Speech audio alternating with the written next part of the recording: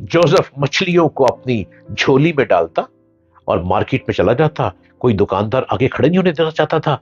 वो आवाज लगाता और उसकी मछलियां उसकी झोली में बिक जाती, फरोख्त हो जाती।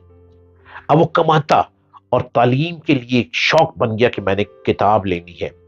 कबाड़िए की दुकान पे जाता, जो पैसे मछली से कमाता उस थोड़े पैसों में से कबाड़िए से एक पुरानी किताब खरीदता और फिर एक कैफेटेरिया पे बैठ के सारी रात कॉफी का एक कप लेकर, कॉफी के कप के साथ साथ उस जगह ठंडक में बैठकर कॉफी का कप पीता रहता और सारी रात में एक किताब को खत्म कर लेता।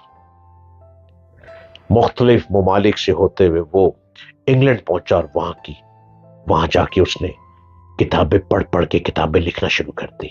वो एक राइटर बन गया।